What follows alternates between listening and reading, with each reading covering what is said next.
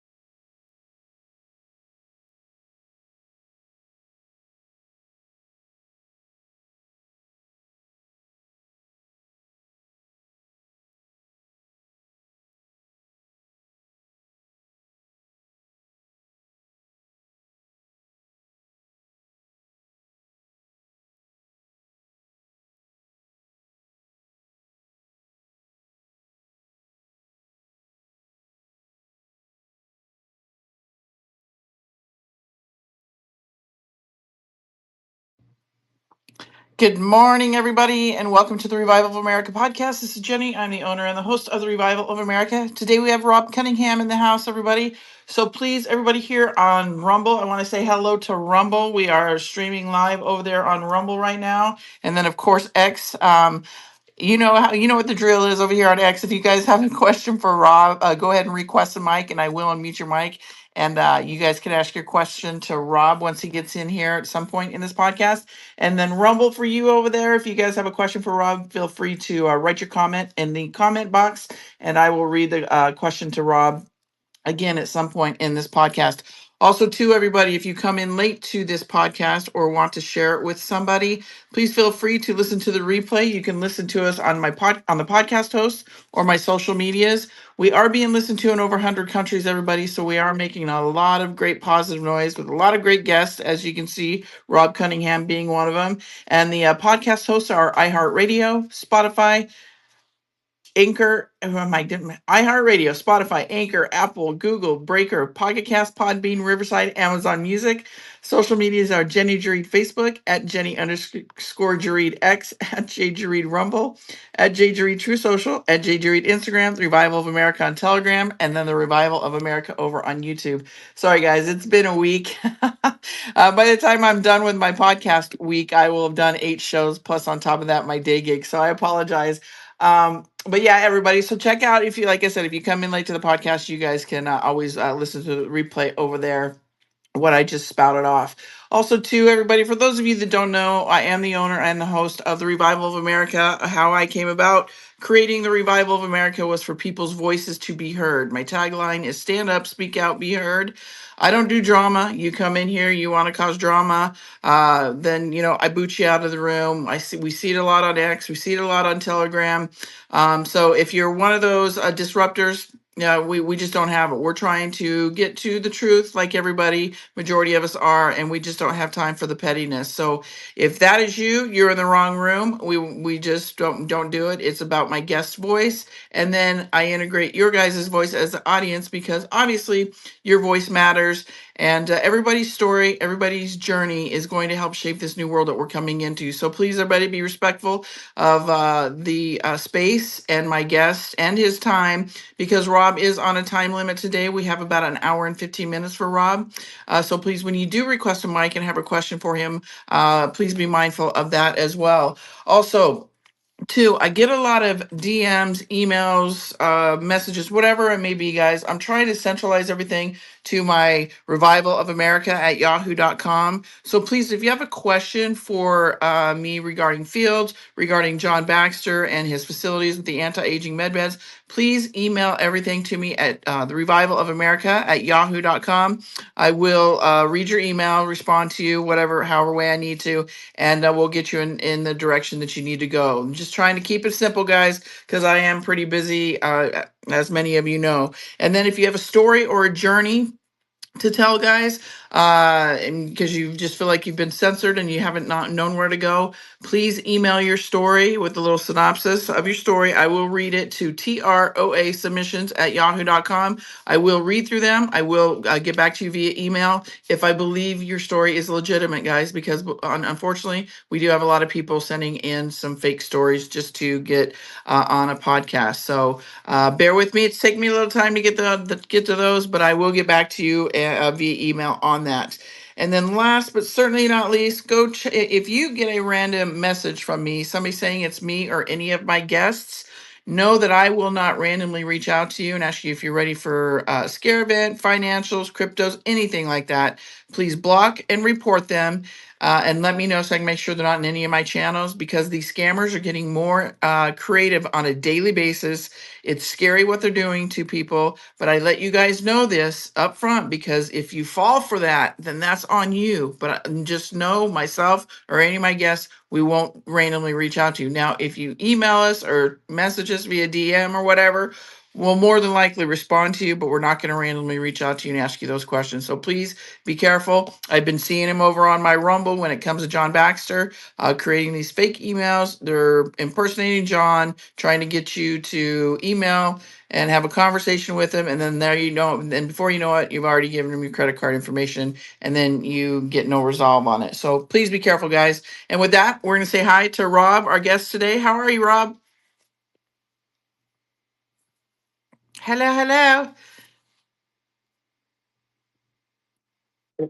Hello, hello, hello. Had to get to my mute button. Sorry about No, you're that. good. good. You're good. I just wanted to make sure because these spaces have been glitching a lot lately. Whether you have a purple pill or a lot of people are getting kicked out of these spaces. So glad you're here. Welcome, and everybody. If you guys don't mind, Rob is a voice to be heard. So please, if you guys don't mind going down to the purple pill, there is one here today. Please share out this space.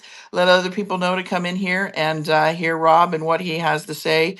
He is absolutely, he's another calm in the storm voice, guys. I love listening to Rob. He puts a lot of things at ease for people when it comes to the financial world, the crypto world, and just the biblical world, guys. So if you're not following Rob, please give him a follow because he is absolutely amazing, and it just everything he puts together makes a lot of sense, and it makes you really feel more at ease of what's happening and what's to come. So I want to thank you for that, Rob, because I know I've gotten a lot of messages from my audience telling me to say thank you to you because you really are another calming voice in this crazy storm that we're in. Well, thank you for your encouragement and thank you for those kind words. It's always, I got another 10 minutes. If you want to keep throwing praise at me, that's fine. Hey, I can go. What do we have? An hour and 15 minutes? No, I'm so glad to be here and Happy New Year. Oh yeah, Happy New Year. So yeah, let's talk about that. A lot of people, we're seeing a lot of things happening. We're seeing I heard that silver went up yesterday. We're seeing XRP go up. Then Trump does his executive order. However, everybody remember with that executive order, as great as it is great. I do believe there's another one coming when it comes to the elections. But know that these laws are already in place of the executive order Trump has just signed. He's just forcing these people's hands, right? He's giving them the opportunity to do the right thing, and we clearly see that they're not. So he's now having to show his powers, and I don't think people realize how many powers as a wartime president Donald Trump does have. So, what are your thoughts on all of this, Rob? Well, I think you've hit the nail on the head, and I think by extension, just to piggyback off of what you just said, we don't realize how much power we have.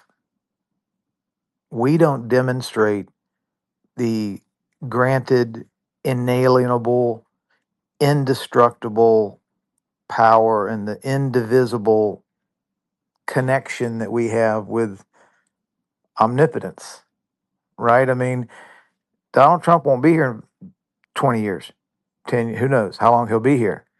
This isn't what's happening is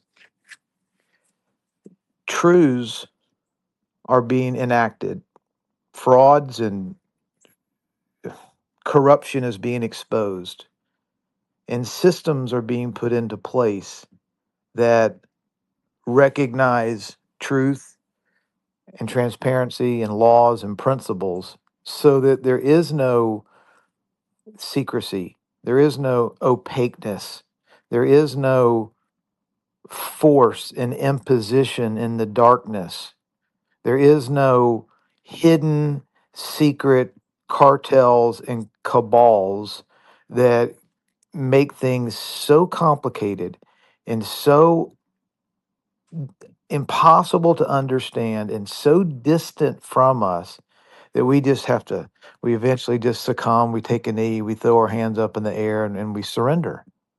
Well, that's not the design. So what's so important for people to understand is maybe the best analogy I can give is, you know, Trump has just been taking a flamethrower to all these systems of corruption and centralization and perversion. But the miracle is going to be as if we embrace and re-engage and take back our power and take back our standing and agency and jurisdiction and our ability to mutually consent with a person, a business, an institution, or a government, or not. The issue, or the miracle that's taking place right now is that everything's becoming clear. We have been asleep for a long time. They have consolidated power for a long time. They have institutionalized deception and corruption and perversion and crimes against humanity while we slept. But President Trump is basically a great awakener. He's a bold bull in the china shop. Unfortunately, all the china was fake, and all the salesmen that were selling the china were screwing us over. And they hate him because he's breaking all their china. But at the end of the day, if we go back to buying fake shit china again, that's on us. We've got to know what's real and what's fake. We've got to decide if we're going to buy something that somebody's selling or not. We have to know our enemy or don't. We have to humble ourselves or stay assholes. The power that President Trump is demonstrating on the world stage all emanate from inalienable, indivisible, and indestructible powers that were all granted, and that our Constitution granted him. And we all look at him as, in amazement because, oh my God, can you believe he's doing all this stuff? What if we were to say, oh my God, why aren't we doing this stuff? I just, I guess to land the plane here, I just think, obviously his courage is contagious, but this is a participation sport. We all got to come out of the stands and get on the field and play the game and not just sit in the stands and clap at President Trump for playing a great game. Yeah, he's a great leader, but we got to, we got to suit up and we got to get on the field too. Yeah, I agree. We have to do our part as we the people, right? Mm-hmm. So, Look, there's only two options: self-govern or be governed. huh, And here's the issue: if people will take this to heart, government means control mind. The etymology of the word govern means control, and meant contentment, resentment. Meant means mind. We're supposed to self-govern, not be ruled by government. That is the way. That's why it's hard. That's why it's narrow. That's why it's the lesser way. But isn't that the way Christ Jesus taught us? Not force, not anger. You don't fight fire with fire, evil with evil, hate with hate. But you stand in your own power. You stand in your own agency. I am that I am. Who do you say that I am? No thanks. Render unto Caesar that which is. You want to play in that system? Play in that system. But if you don't want to play in it, you shouldn't have to be forced into it. No force, grace, love, power, standing, laws, and principles. That way is narrow because it doesn't conform with groupthink. It doesn't conform with propaganda. It doesn't conform with what the school teaches us or what the pastors teach us in the pulpit. It doesn't. It's not aligned with orthodoxy. The problem is orthodoxy is all about control, and orthodoxy puts itself first and others second. Orthodoxy puts money in its P&L, profit and loss statement, over principles and laws that we should all be free to know or not know. We are destroyed by our lack of knowledge, and then we want to blame everybody else when things don't work out for us. It's somebody else's fault. They did it. It was the others.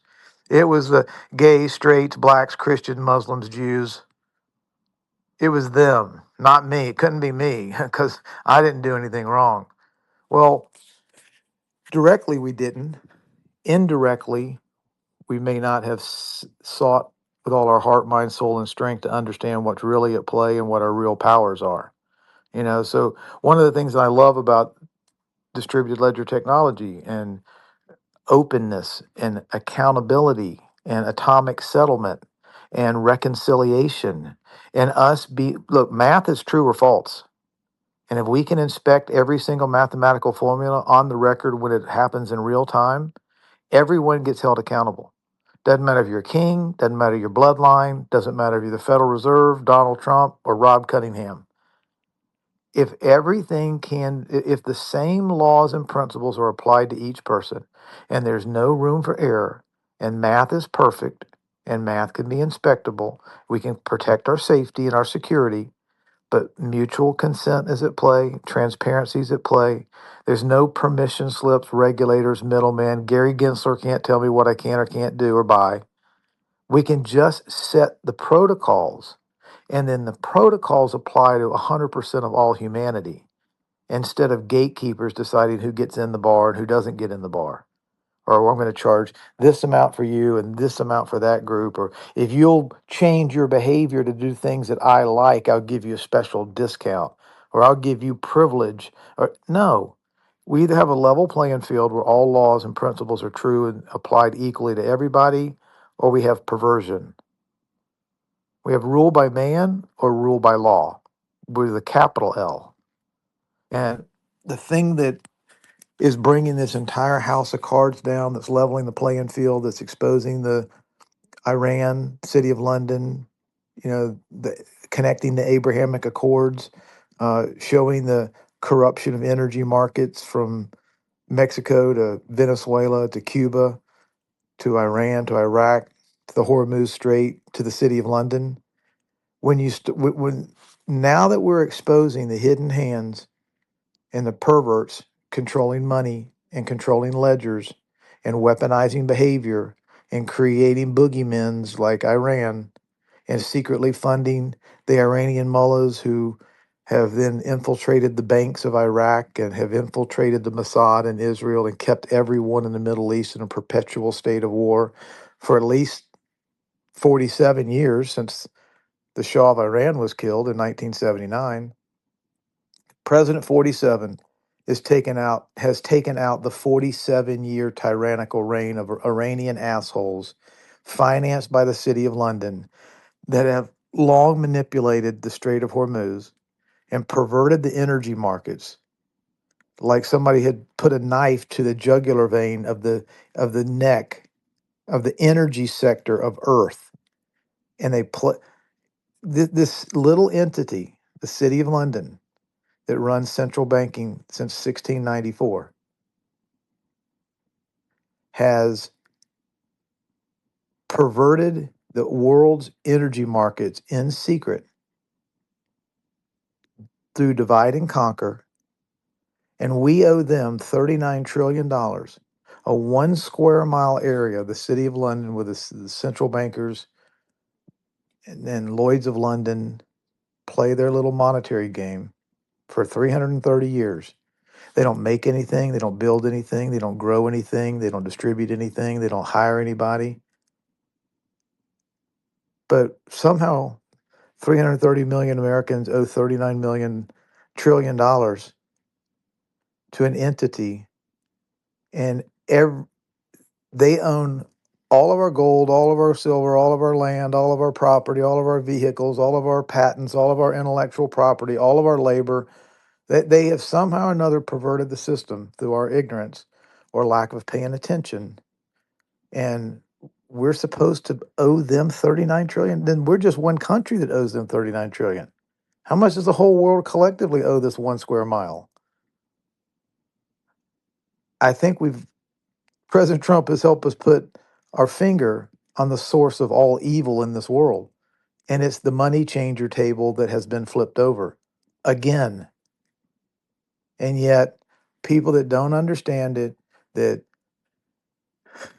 have fallen in love with comfort, have fallen in love with narrative, who have not humbled themselves, who are narcissistic in nature or just ignorant by default, want to be accepted by all of their fellow friends in BLM or the No Kings rallies or the whatever group you want to affiliate yourself with, and just throw hate and spitballs at somebody who's actually been taking a flamethrower to all these systems of control and slavery the world over. So what we're seeing is the curtains being torn in the energy markets, in the precious metals markets, in the financial markets, in the digital asset markets, in government, in education, in every one of these institutions that have been forced upon us. And compliance is mandatory. We're not allowed. We weren't there when they were. We weren't there when the non-mutual consent codes were written. They never asked us after we were born. And we don't have any option to not put our kids in a school system. I mean, for the most part, they set the system up where there's a zip code, there's a school, you put your kid in, or we send a truant officer after you. You will obey, you will comply. We don't care about your consent. We're in control. You shut the hell up. That's the kind of system that President Trump has exposed and helped us all see. And he's about to pass the baton to all of us, and we're going to have to run the next lap or two around the track because he ran the first two really damn hard. Now we get to run. Amen. Yeah, it's pretty scary. When you're going through this journey, and you're like, for me, I have been retaught so much through my journey here. I think I've learned more in my journey here than I have my entire life. And it's pretty scary when you think about all these things that you had gone over, and how we've been lied to about everything. And now all of that, and I tell my audience all the time, all of that is going to be flipped upside down, everybody. Our world is going to be flipped upside down to be flipped upside right, with the right things, right? You talk about basically the middleman, the gatekeepers. We're no longer going to have those people that are charging those extra fees for, purchasing a house, and, just all that kind of stuff. So, and I think once people start seeing that, I mean, the concept of that, people can't wrap their heads around, because we've been in this dummying down for so long. Can you maybe talk a little bit about that, in the sense of, for some of the people? I mean, I understand the level playing field, but some people still don't get that. And then maybe go into, we're in the Holy Week. Trump said a few years back, Easter was our timeline. What you see between now with the Holy Week, and Trump making that comment, and then going into the 250-year celebration. I mean, I already see gloriousness happening, but I think it's just going to continue as we move closer to that date. So, and then we can open up for questions. Amen. You just hit the nail on the head. I mean, hey, to I guess to keep my analogy of going, how we just opened up. Think of two ledgers. Okay, there's a profit and loss ledger, which is the ways of man and systems and monetization and power and control and institutions, and that's kind of how they run by. That's the measuring stick, is the profit and loss statement, right? And there's nothing wrong with business. There's nothing wrong with trade. There's nothing wrong with commerce. There's nothing wrong with creativity and building and culture. Nothing wrong with that. You can. There's what's wrong. Perversion of the system is wrong. The system, trade and international relationships and selling and trading and building and growing and in a community, whether it's local, state, or international, that's all cool as long as it's honest and fair and open and free and by mutual consent. Now, the principles and laws is the balance sheet that we have the biggest problem with. We don't know as people how to ledger and reconcile the laws and the principles that are, in fact, here by design. They don't operate based on our agreement, based on our consent, based on our popular opinion, based on us licking our finger and sticking it up in the air and seeing which way the wind blows. 2 + 2 is 4. It always will be, and it doesn't care about your race, your color, your religion, your gender, your national origin, your bloodline. It's true.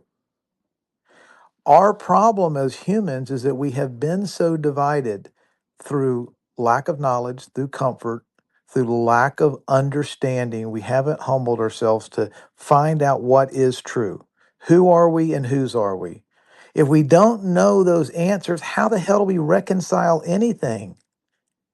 If we don't understand immutable, indestructible laws, we live in a world of relativity, and everything's come see, come saw, good enough, close enough. And 2 + 2, 4, 4.4, 4.7, 3.9, who cares? Well, the whole order of the world rests on whether we get things right or we get things wrong. I prefer to live in a world where 2 plus 2 equals 4, and we can still be creative and free and loving with mutual consent in a world of abundance. So, just using that example, people have to reconcile themselves that math isn't racist. Math isn't made by, toxic masculinity of the founding fathers. It's not some trick. It's not a conspiracy theory. It's just true. 2 plus 2 is 4. A man's a man. A woman's a woman. Mutual consent is mutual consent. Freedom is freedom. A lie is a lie. And then everything flows from that. So the old adage, follow the money. Oftentimes, if people's behavior can be tracked back to what they value most, and if what they value most is money or power or popularity or a bank account or standing or a political office, and they can rationalize anything underneath their ultimate objective, then oftentimes money is power is energy, and people need to take your energy so they have more power so they can achieve the thing that they think they want. And they're willing to, in their own mind or in their group affiliation, if they got to get rid of a certain group, they got to get rid of a certain ideology, or they got to get rid of a political candidate, or they got to get rid of a business that exposes their fraud, then they will rationalize getting rid of that business or person or entity or institution for their greater good. Not the greater good, not for truth, but so they can continue to operate their system or their scam or their Federal Reserve System. And if you get in our way, Mr. Lincoln will kill you. Mr. Kennedy will kill you. You get in our way, Mr. Trump, we'll do everything we can to kill you. Oh, and if you like those people, we'll kill you too, because our way is better than the way. And that's the rub. I mean, here we have a brand new, this is Easter week, you know. This is the Wednesday that Jesus started riding into the holy city. Okay. Um, it's Good Wednesday, and unfortunately, if people want to look, and I've done some posts here in the last couple of days, especially yesterday. If you'll go look at my post, it's Good Wednesday. It's not Good Friday. It's interesting you say that because we were talking about that in a different space yesterday. So good point. You cannot have, if you believe the Bible is the inerrant, immutable, indestructible law of truth. I know there's been perversions, and I know people have, taken books like the Book of Enoch out, and they've tried to change it, and they've tried to modify it, and they've tried to make it fit their narrative so the institution has control and man doesn't have, the true awareness of who we are and whose we are. I get it.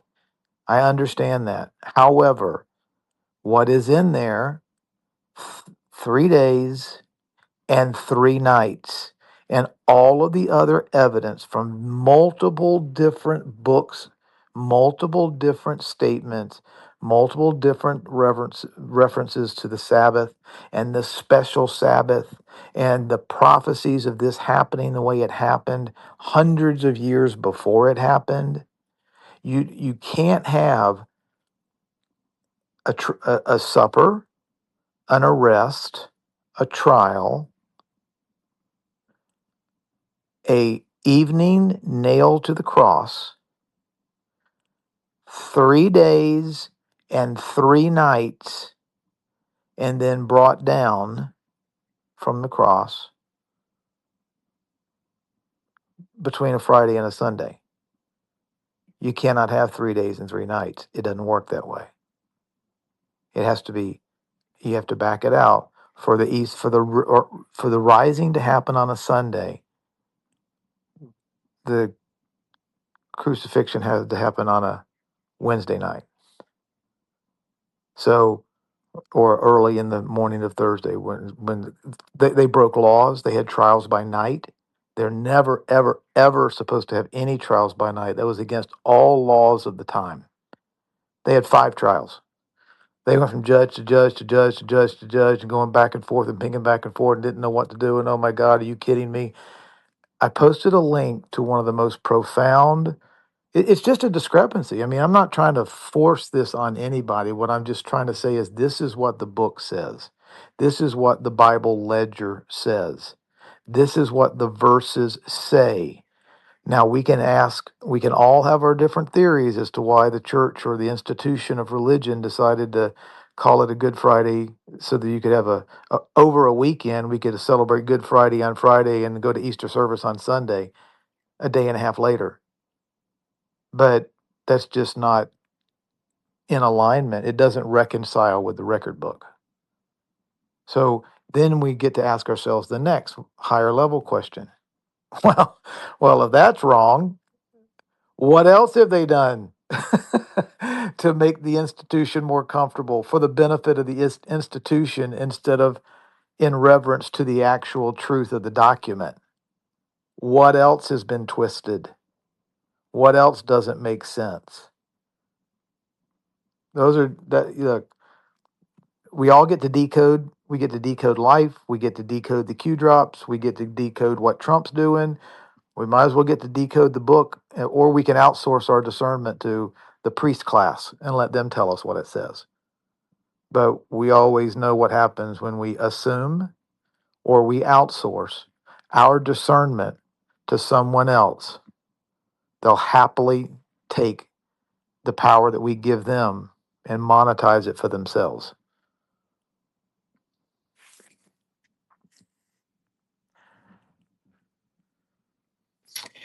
So and now how are you feeling about in the days and the weeks to come from Holy Week on up to the 250th anniversary and the celebrations? We were talking about it in a couple.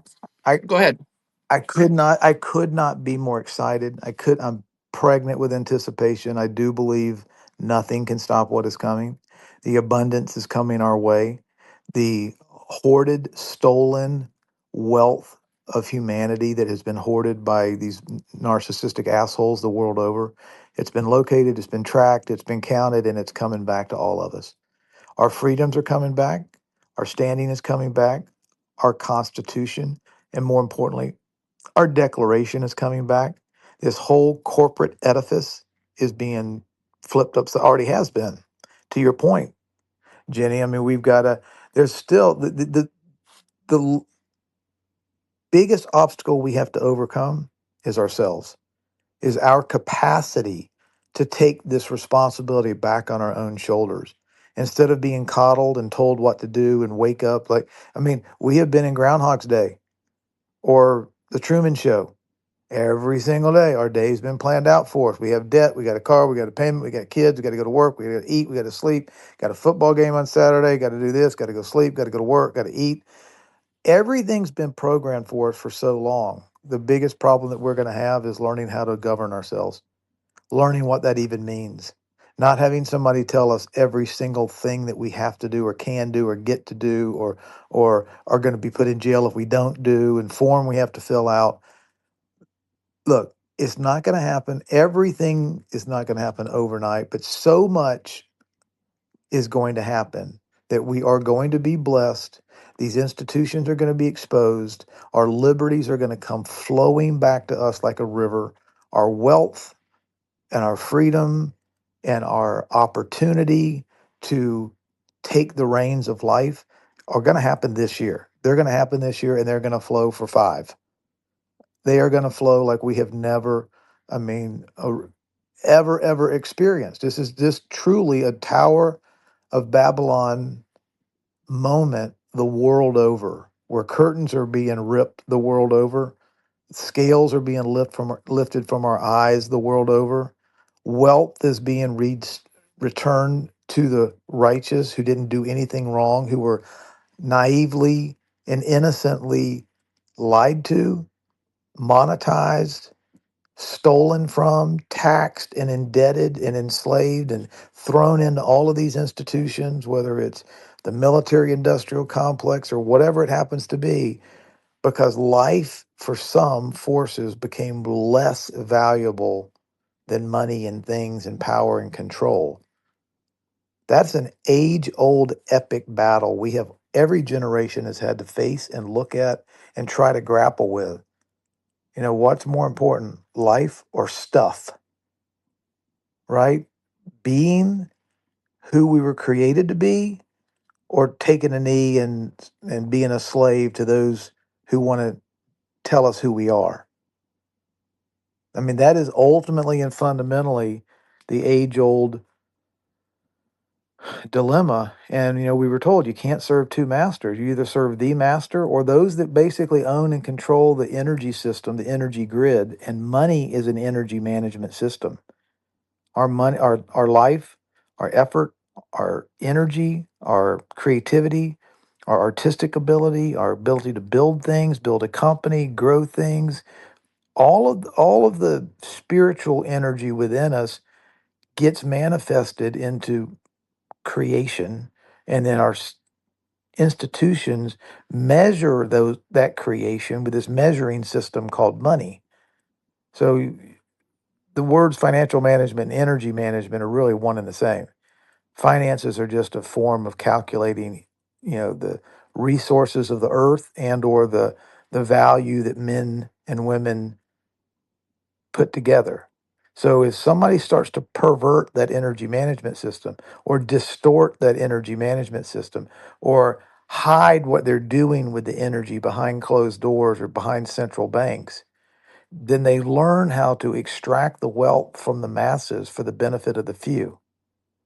And then they make the Federal Reserve System with 12 central, distributed banks and derivatives and QE2 and QE17 and every kind of confusing bullshit rule and regulation that is just too complicated for us commoners to understand.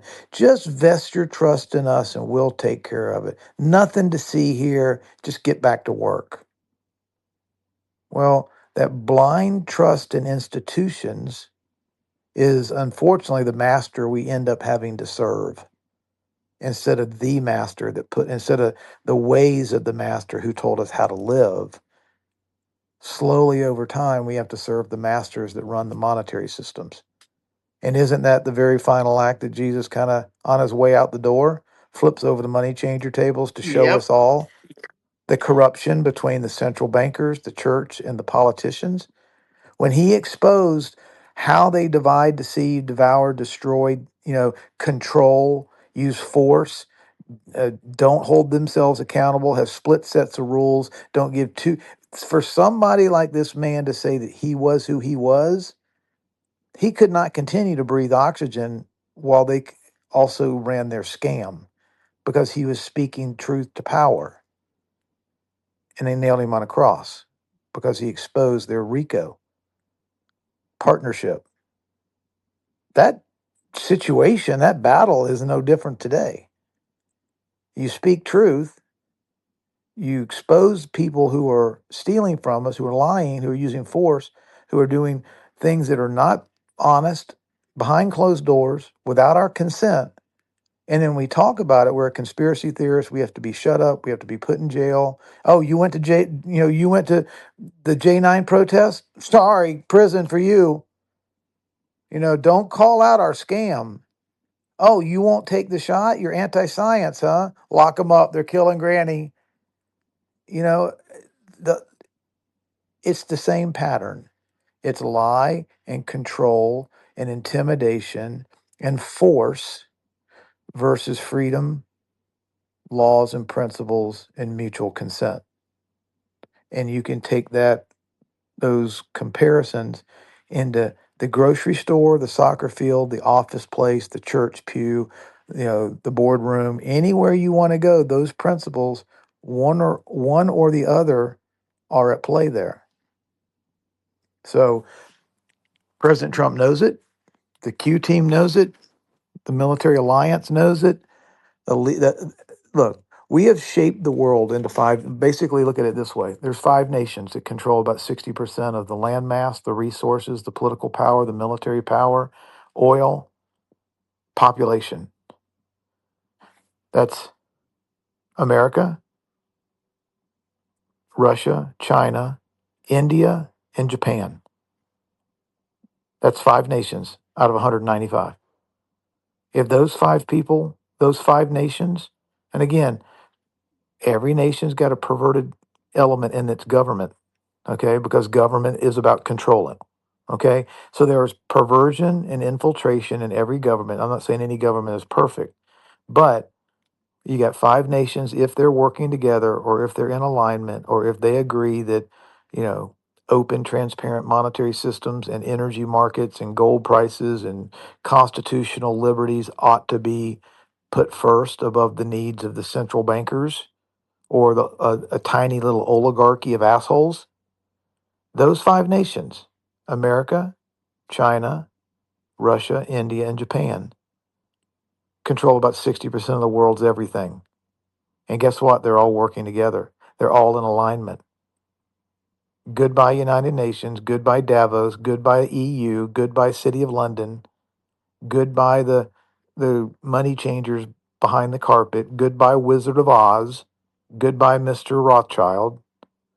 When we distribute power back to the individual nation level, where we can all act as sovereign nations, 195 of us, instead of a bunch of cattle in one fence, and the fence is owned by the central bankers, then the whole damn world changes. And that's exactly what's happening right now. I mean, you can look, and I did a post a couple of days ago called Done in 30. It just was for some reason, I was trying to look at one of the Q drops in the Intel and go, what could that mean? Everybody's trying to guess, but in 30 days from February the 28th to March the 30th, basically, you exposed the city of London, you exposed Iran and took them out and decapitated all of Iran's mullahs, you freed the Persian people, you exposed the money flows from the city of London to Iran and their evil government that infiltrated Iraq, that infiltrated 75% of Iraqis' banks and perverted their oil markets and stole their money and would not let them get their country back. They've all left. The Hormuz Strait's been opened.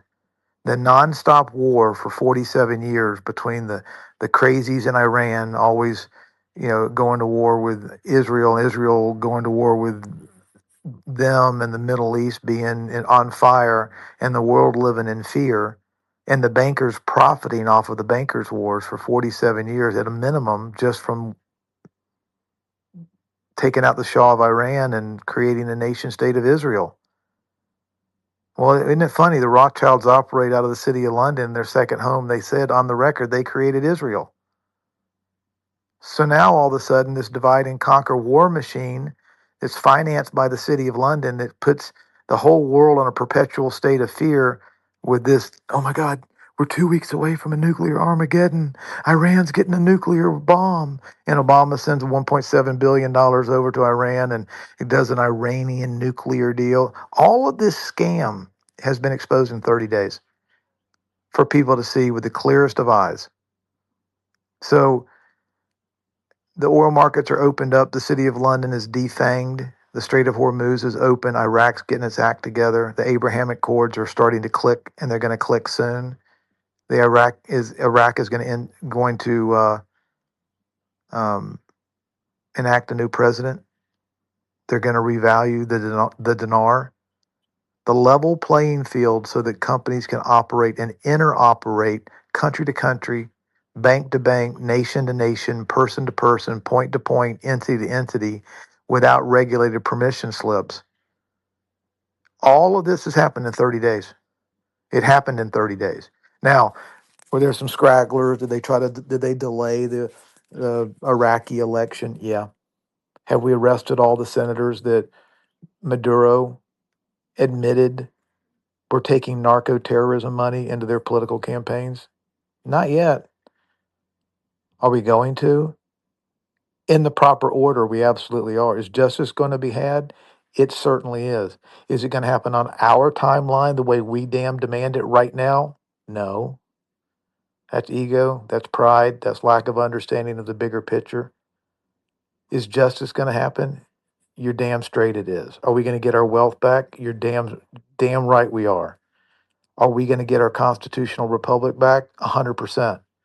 Is Trump going to tell you all the details and send you a letter and bring you into the fold? Not an effing chance. So we can act all butthurt and angry and pissed off and egotistical and yell and scream and Trump's a Zionist. Trump's in with he's Putin's puppet. He's Netanyahu's boy. Whatever. Look at the fruit from the tree over the last 10 years. Where do we stand as a world? What do we know now that we didn't know 10 years ago? What truths have come for us to look at and evaluate and understand and process and reconcile? Who did that? Oh, I know, the guy that's in partnership that just wants us to eat bugs and live in 15-minute cities and ride our bicycles and then eventually kill us all down to, 500 million, the optimal population that the Georgia Guidestone said we should have. Yeah, that's been Trump's plan all along. He just wants us to, he's just in partnership with the Rothschilds so he can kill off 7.5 billion of us. You're so smart. You guys got it all figured out, don't you? I mean, to listen to these The people rhetoric, that right? want to, the rhetoric, the FAGA moment, the people that are truly letting us see who they are and what they think and what they're all about. When push comes to shove, when it's darkest before the dawn, we are seeing the biggest frauds, egomaniacs, and dumbasses just fall on their own Yeah, petard. they're being exposed. I tell my audience often, the more they speak, the more they'll expose themselves. So just let them keep doing it. I see it on a daily basis, and so yeah, I'm loving it because it just helps my audience know who more now to follow and not follow because it's just so obvious. So a great explanation for that. Thank you for that, Rob. Take back your hand. Hand is up. Go ahead, my friend. Sorry, it's probably fell down by now, but go ahead. Hello, Alpha. Hey, so so Rob, I really appreciate how you very succinctly articulate the situation where we're in, and I was wondering if you could, and I've learned a lot from you. I always love to hear you talk. I was wondering if you could talk about the world wars, and we sent our men over to fight wars, but did we really have to do that? Well, it's a great question, brother, but we have to ask ourselves, who is we? Who started the wars? Who financed the wars? Who propagandized the wars? Who sent us over? When did World War One happen? When did World War Two happen? When did Korea happen? When did Vietnam happen? Who owned the country? Who owned the money printing press? Who owned the politicians that gave us the bank that's not even ours? Who hijacked America in 1913? Or you can go back to Organic Act of 1871 that led up to it, right after the Civil War. Who put the non-governmental organization, non-representative, non-republic, non-constitutional Federal Reserve System in a super sovereign city state known as the District of Columbia, and then ordered us into war to profit off of the war twice? No, we didn't have to do it, but it was it was a byproduct of a hijacking. Our country was stolen. Look, we won the battle of 1776. Doesn't mean the crown ever. Evil didn't surrender, take a knee. They viewed it as a lost battle. They didn't view it as the end of the war. They kept going and kept going and kept coming and kept going. Who instigated? What was the Civil War really about? Black versus white, commerce versus non-commerce. The City of London redcoats versus the radical founders of this rogue republic. There's a narrative about what it was about, but what was it really about? Divide and conquer? So when we were buddied and bankrupt and had nothing left at the end of the Civil War, what kind of deal was made? What was the Act of 1871 all about? Who were the antagonistic opponents at the time? Who showed up? Who started the fire? who then showed up acting as the fireman and then wanted to get credit for solving the problem that they started in the first place. It was the City of London. It was the money changers. It was the Rothschilds of old. It was the folks that sunk the Titanic that wasn't even the Titanic in 1812. It was those that designed and built the creature from Jekyll Island in secrecy in 1910 that then created this fake fractional reserve lending, counterfeit, dishonest money management system called the Federal Reserve, which isn't federal, there aren't any reserves. And it was a system, all right. It was a system of control and a system of wealth extraction.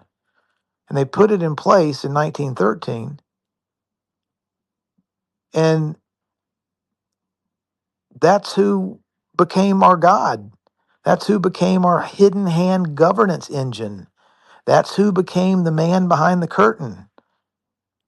That's the Wizard of Oz.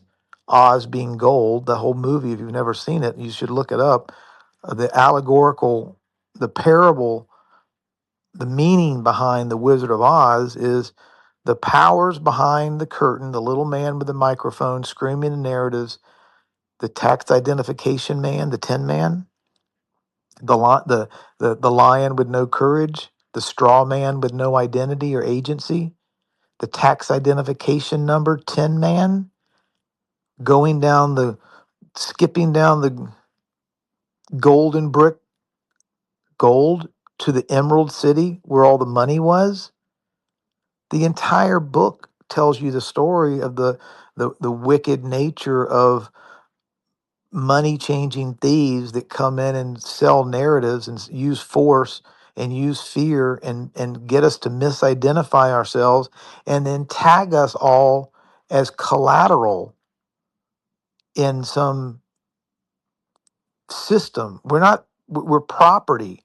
We're token. We were monetized assets with legal contracts attached to a legal fiction that then they could control and move us around like pieces on a chessboard, all for profit and loss, not for God's principles and laws.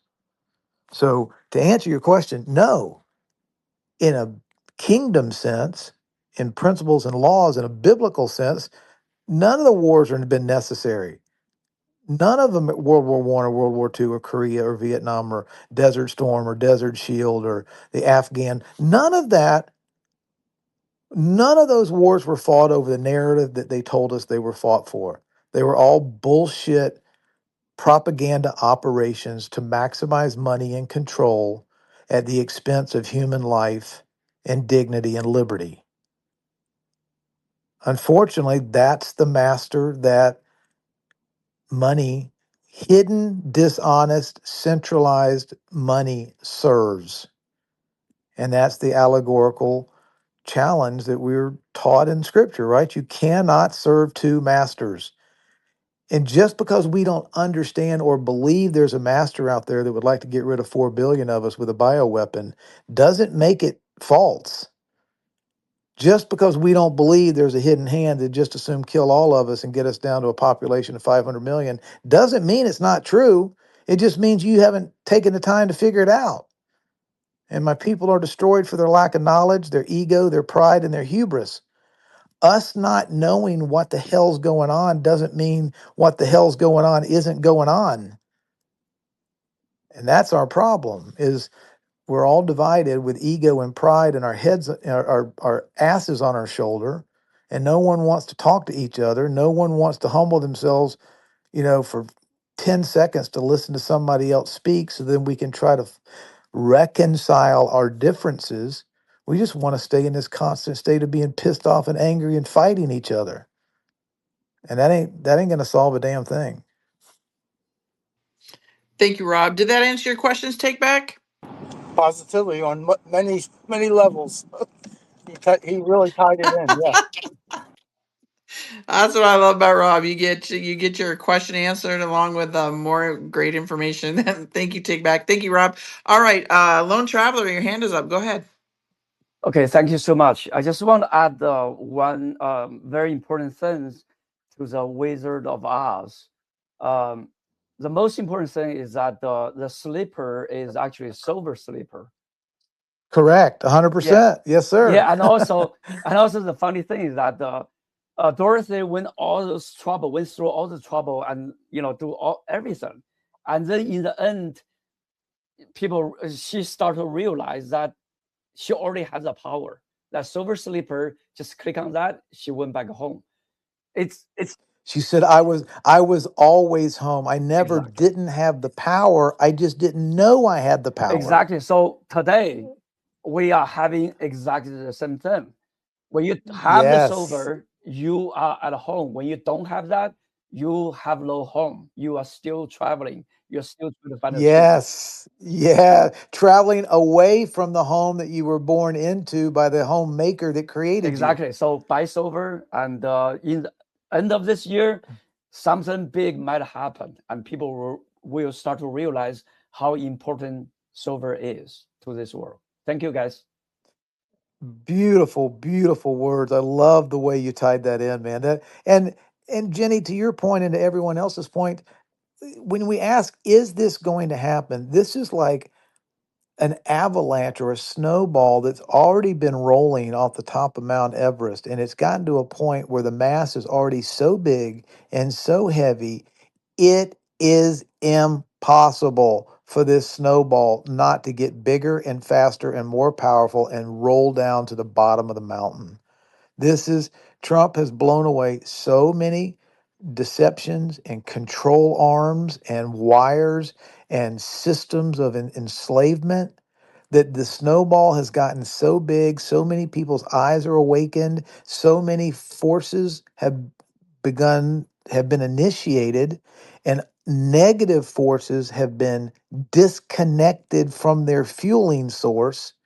Their nefarious systems of the Island Boy and the Strait of Hormuz control and Iran and Mossad, and now the Abrahamic Accords are connecting. The media has been exposed. The Department of Education has been disbanded. The rhino idiots and the Democratic psychopaths, all of those institutions have been exposed. We can't go back to sleep, and the momentum cannot be stopped. So anytime somebody says nothing's happened and it's not going to happen, and you guys are all kooks, and Trump's in on it, they literally refuse to humble themselves and look at the body of evidence and what has happened, not only in the last 10 years. Crap! Just look at what happened in the last 48 hours. Look at what happened in the last 30 days. This is not happening by accident or by random coincidence. It's happening by purposeful faith and action and execution taking place in a disciplined manner over more than a decade. And if people refuse to see that or refuse to accept that, that's on them, but it doesn't make it not true. Amen. Amen. Thank you for that. Great. Well said, Rob. Go ahead, Lone Traveler, and anybody here, if you have a question for Rob. I think, how you doing on time? You got about 15 more minutes, Rob? Okay. Yes, Okay. ma'am. All right. So go ahead, Lone Traveler, and then I encourage all of you guys. Rob's here for you. So please, I welcome the questions. Go ahead and raise your hand, and I'll give you a mic. Go ahead, Lone Traveler. Thank you so much. I forgot to say one thing, that Rob has been, one of the persons that I listen to, This space was downloaded via spacesdown.com. Visit to download your spaces today. I know he's speaking the truth, and he understands how everything runs. In today's time, that most people, they actually just wavering around. Sometimes they support Trump, sometimes they don't. There's so many influencers doing this type of thing. So you want to find somebody who truly understand everything and stay in the course. And Rob is one person I found in this world, that's only few voices that can do this. Thank you so much, Rob. Good work. Thank you for your kind words, brother. I really appreciate your encouragement. Your head's getting woo. No, I'm kidding. All right, Miss Carrie, go ahead. Or excuse me, Take Back. You had your hand up, and then Carrie, you can go after Take Back. So talking about the Wizard of Oz, when I saw a deep rendition in that, it was on YouTube. Somebody did on or a Rumble channel. When I saw the symbolism and the conflation of terms, and then also it was amazing to see how it is impacting us today. And then with Black's Law Dictionary, the dictionary that the courts use, they have 12 versions, and they change the meaning of words, so they confuse us all the time. And we're speaking one language, and they're speaking another language, and that's how they get over on us. And the education system was corrupted years ago. So maybe you can talk a little bit about that. Brother, thank you for teeing that up. Man, let's go through this real fast, okay, and real common sense. We'll go through Black's Law, we'll go through the Q drops, and we'll go through the scriptures. And let's tie them all three together. Okay? The scriptures tell us that the power of death and life is in the tongue. Words mean things. What we tell ourselves becomes true because we program this world of energy, vibration, and frequency into existence. How do we know that? Well, we know God, the scriptures say God spoke the world into existence. He created laws and principles that are immutable and indivisible and indestructible. And we can align with those laws for the purpose we were put here and understand what truth is. Seek truth. First, humble yourself and then seek truth with all your heart, mind, soul, and strength. Otherwise, we're going to be lied to. Otherwise, people are going to pervert things. What was the first lie? Gee, come on, Eve. Did he really say that? Come on. That apple's good. He's just holding out on you. He didn't really mean that, did he? He didn't literally mean don't eat from that fruit. Come on, you can do it. She goes, "Well, that sounds great." And she goes to Adam, and yeah, and maybe the boss man had it wrong. Maybe he didn't really mean what he said. Maybe he didn't really mean this particular. Let's have a bite. Okay, so by our leaning on our own understanding and not being in alignment with the laws and principles, we drift. We drift off into leaning on our own understanding, and then we violate the laws and principles and want to blame somebody else because we had our head stuck up our ass, because we didn't go into alignment. We didn't understand the why. We didn't understand the design. So we put our thoughts, our feelings, our ideas, our priorities, our goals and wishes first. Laws and principles be damned. That's the story of mankind. We can either be in alignment or not in alignment. We can self-govern or let government tell us what to do. We can live in ignorance or we can live in truth. And so when you change words, just the very different, just think of it. What does government versus governance mean? They hope we never ask. They don't want us to think like that. Why do they not teach Latin and Greek and advanced grammar and the study of words, the construct of words, what words mean, where they came from? Why did our founding fathers construct the Declaration of Independence with the precise words that they said? They understood the nature of evil, the nature of men, the nature of liars, the nature of people that want to centralize and control and pervert and steal. And they designed a declaration to God with full acknowledgement there's a bunch of assholes out there that are going to try to come and take this away from us. And what do we know that they put in that document? If at any given time this government gets hijacked, gets stolen, gets perverted, gets weaponized against us, and tries to take away our God given liberties, life, liberty, and the pursuit of happiness, we, the people, have the right to set that perverted government aside and start over. They knew it from the beginning how important it was. Well, how did our nation get stolen from us? Through words, through lies, through propaganda, and by our ignorance, by our lack of understanding of who we are and whose we are and what our rights are.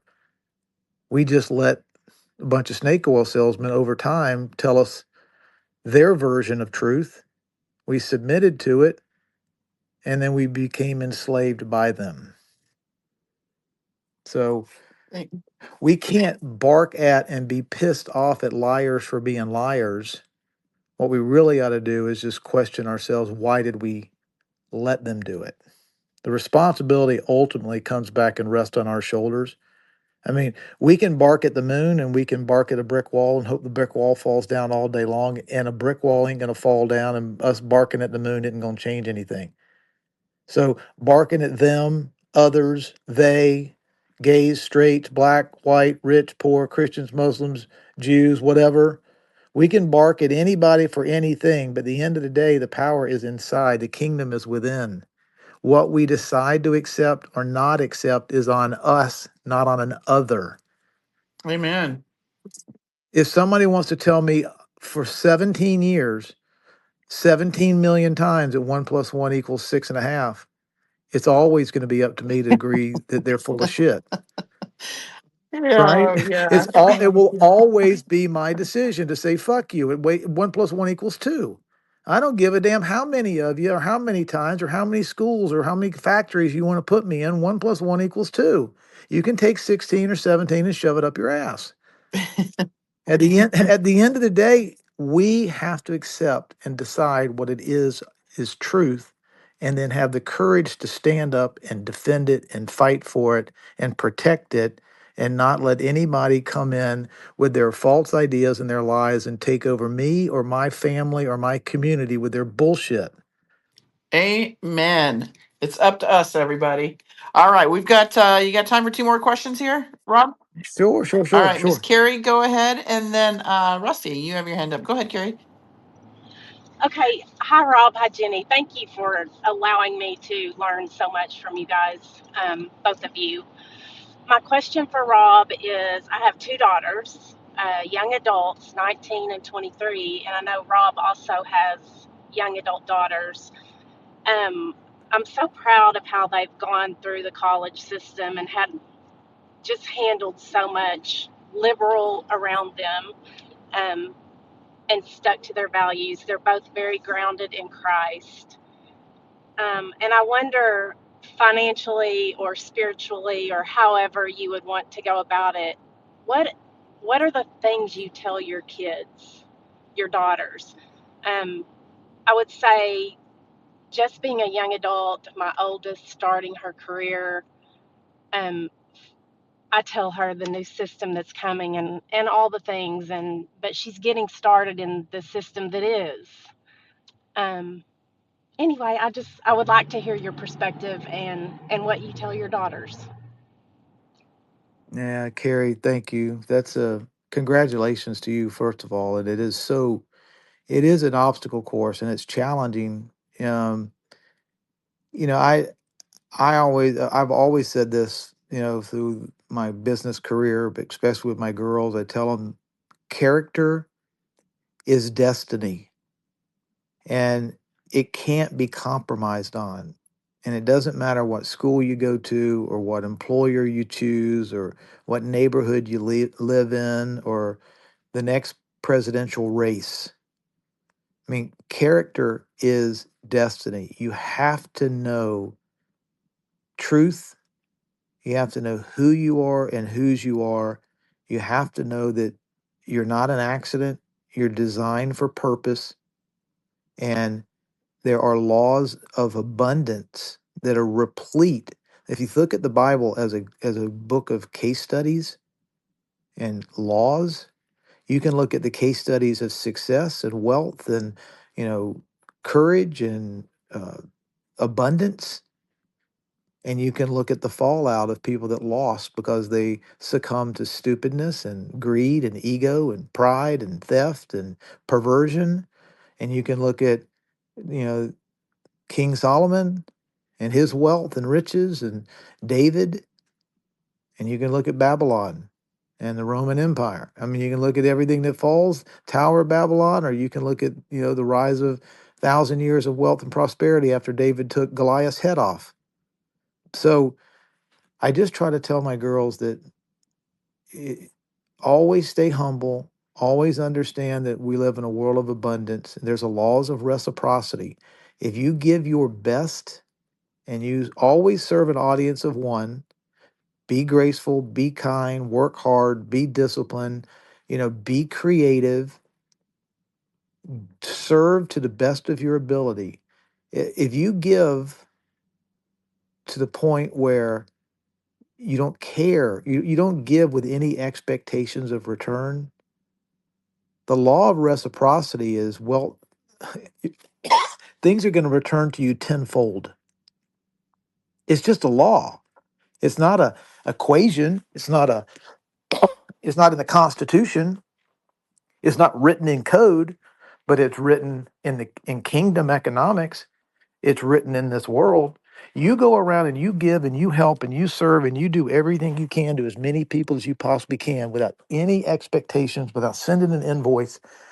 Somehow or another, we've all heard the saying, you know, karma can be a bitch, but karma can also return that 10x reciprocity because you've given to so many people. They can't help but want to find a way to help you and give something back to you or do something for you or introduce you to someone or give you a donation or whatever it is. They want to return gratitude and love with gratitude and love. It's reciprocity. So just tell your girls to always keep their eye 100% tuned to the concept that we live in an unbelievably abundant world, that laws and principles can't be destroyed, that serve like Jesus. I mean, he just came, his entire life was nothing but service, right? No title, no bank account, no home, no family, no possessions, no ego, no, I mean, just serve, serve, serve, serve, serve. But I'll put it this way too, we talk about we're about to have the greatest wealth transfer in human history. We are. But wealth doesn't mean riches. Riches are material things and bank accounts. There's only one thing we can take to heaven with us, and that's our children. Once their body ends here and they get into that state of heaven and that oneness with the Creator, then they're either with us there or they're not going to be with us there. They're going to be stuck in purgatory because they're going to have their ego and their pride and their fame and their fortune and their bank accounts and their third beach house and all their fancy cars and live in ways in which that don't really fulfill them. But at the end of the day, we come here, we leave. We're spiritual beings, not human beings. And if we're going to go live somewhere else eternally in a different form, the only thing that can really travel with us into that different form is our children, that we have the ability to shape and influence. So we've got to be a good example and be a good light for them. Mama, you got to keep growing. You got to keep doing what you're doing. Don't think your job's ever done because you're just in a different phase. Um, I was taught one time by a really, really smart person that um, there's four phases of being a parent. One is you're a parent when they're a baby and a toddler. Then you become a teacher. When they're in their elementary grade ages until they're 5 to 15 or whatever. They become a teenager and you're a coach. You got to let them, you can't be a helicopter mom. You got to put them in the game. You got to let them go start experiencing life. Got to crash their bicycle. They got to get in fights with their girlfriends. They have to have a breakup with a boyfriend, and you have to be able to coach them. So now you've been a parent, a teacher, and a coach. And if you get those three phases right, then you get to be their friend for the rest of their life. But if you don't get steps 1, 2, and 3 correct, they're probably not going to allow the friendship thing that's going to last forever isn't going to go as well as it could. So that's that's where my wife and I try to hang out. Thank you, Rob. Did that answer your question, Carrie? That Oh, you're cutting out.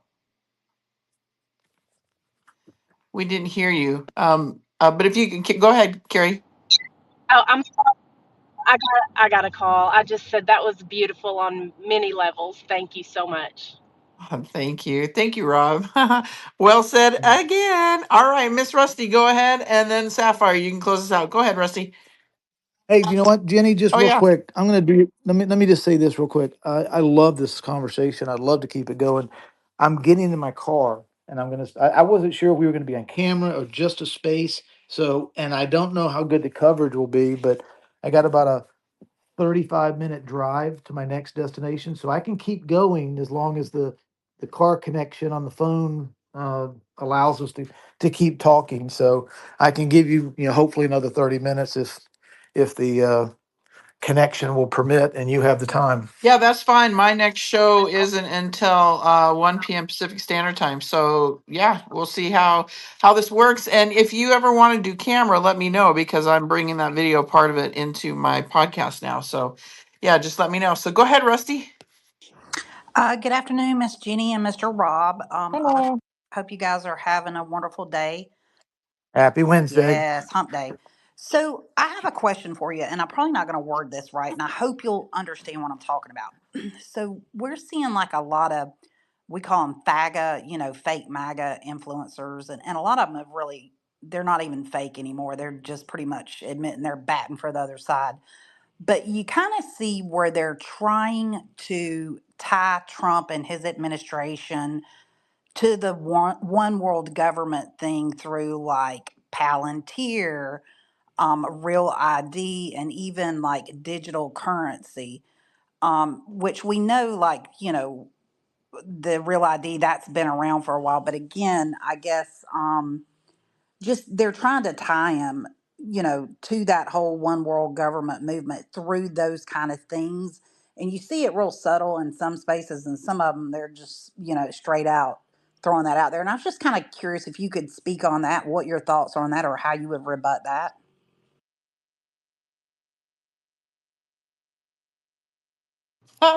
He must have got in his car. That's a great question, Rusty. Are you there, Rob? Can you hear us? Let's see. Go ahead, Rob. Are you there? Can you hear us? Did you have to reconnect? Oh, he declined. Okay, let's see. Maybe he'll come back in here. It might take him. Sometimes it does that with me till it gets over to the speakers in your car or whatever. But yeah, I would be very curious to kind of hear his take on that because I do hear that a lot. I don't pretend to understand it. You know what I mean? Like all the intricacies of it. But I Yeah, really appreciate it. This is a great space, Jenny. Thank you. of course. Thank you for being here. Hello, Alpha. Are you back, Rob? Hello, hello. All right, hopefully he'll come back in. What's up, Alpha? Alfina, I just messaged you back. Yeah, something happened because I was listening and enjoying it too, and then boom, I got kicked, and then the app shut down too. So yeah, probably some glitch or update happened. Yeah, I did see an update on Twitter, or excuse me, X. So yeah, that may have been. But he did say he's driving to his destination, getting in his car. So maybe the connection between his car and his phone maybe dropped him off. So we'll see if he comes back in here. Well, hopefully he But comes back. I wanted to ask him a quick question to get his thoughts. So hopefully we get to hear from him again.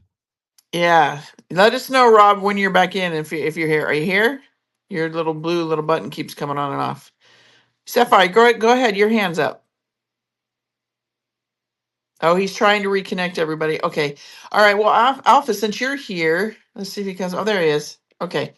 Hang on. Hey, Rusty. Jenny, go ahead and let him go. Okay, let's see if he reconnects. Rusty, you may have to repeat your question to Rob if he didn't hear it. That's But fine. it, I don't see him on the stage. Do you? He shows as a listener to me. I don't. I just threw him a mic, but then he disappeared.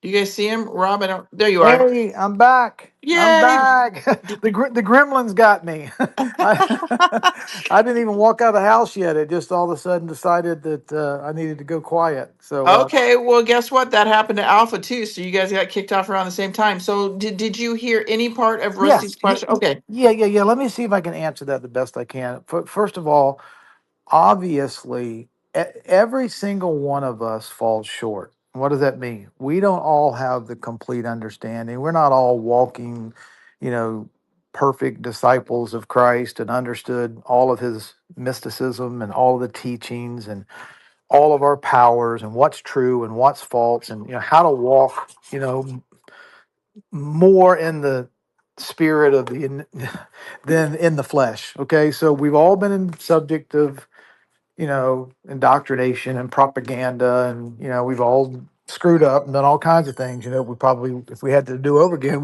we would have done better.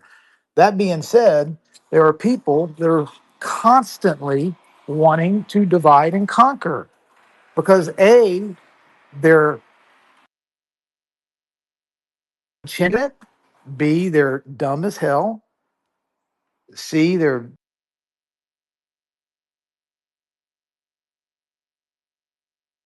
Oh, you're cutting out. He must be in his car.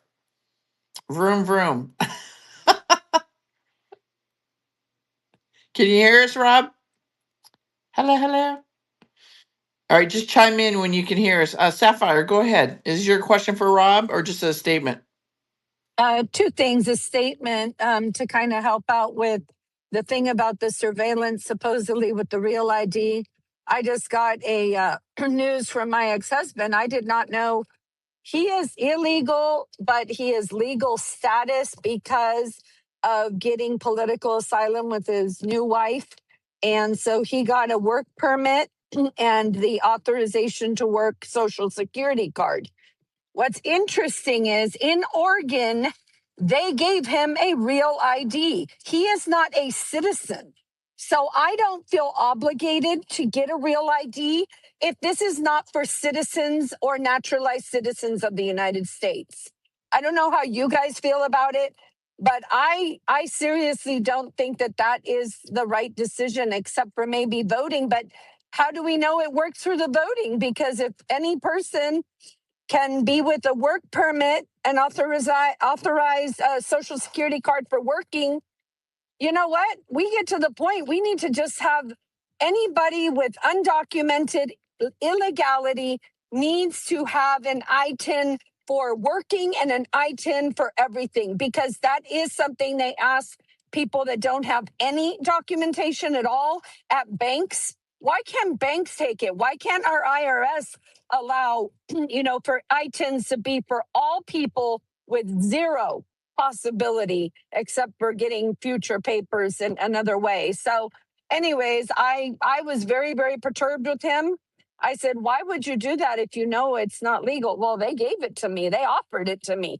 I said, are you kidding me? And now I know why we had 800,000 voter roll names removed from our voter rolls. Why? Because of illegal voting. And another one was inactive voters. Inactive voters were being used on Oregon's voter rolls. So what's interesting is the question I had for Rob was actually relating to this morning with John Sauer was doing the thing with Supreme Court for the birthright citizenship. And it looks like Fox is now saying that the majority of justices seem to be that they are for blocking President Trump's EO. Our Supreme Court has been hijacked. Just like Rob said, a lot of things have been hijacked. Our Supreme Court has been hijacked because if you go back in the papers, and I sent you guys a lot of this yesterday, it actually says it was for slavery and the children of slaves. It was not for illegals just coming over here for tourist births, and also illegal, just coming over pregnant or getting pregnant here and being allowed to have a child that is not an anchor baby. I'm sorry. I am tough on the anchor baby thing. I am tough on it because look at the problems we're having. Mencho's son that died is now the leader of the cartel in Jalisco, Mexico. He is an American citizen, you guys. We have an issue. And Justice Alito, he said it's a national security problem. That's huge, you guys. Thank you. Thank you, Sapphire. Okay, Rob. So I don't know if you want to respond to Sapphire as well as finish up your comment regarding Rusty's question, and then we can go to Alpha, and then we've got Mitchell, and then Lone Traveler again. So go ahead, Rob. The floor is yours, my friend. Yeah, can you hear me okay? Yes, we can. Okay, good. I hopefully will not get the gremlin bug third strike. Yeah, so going back to digital IDs and CBDCs and everybody trying to divide us and scare us and get us to just, be quiet, just let the experts tell us how this ought to work. Put our trust back in institutions and just go back to work. Look, let's break this down as simply as we can, okay? Earlier we were talking about 1 + 1 = 2, right? Why? Because math is math. What is math? Math is a law. It's a science. It was something that was created by the creator. Math is a perfect design by the designer. It's not something that Nikola Tesla created. It's not a theory. It's not a conspiracy. It's a law. So when you think of it in terms of omniscience, break that word apart. Omni, science. So if math is a law, and law is truth, then how do we have an honest monetary system that truthfully and atomically, instantaneously settles records of true value exchange between two parties on a continuous basis? There has to be variables in an equation to calculate, and then that calculation has to be either deemed true or false, and then ledgered onto a record that holds people, that can be reconciled and holds people accountable forever. So, if math is a science we can place our trust in, and math is not an institution, math is not a bank, math is not based on the favor of money changers, math is a God science.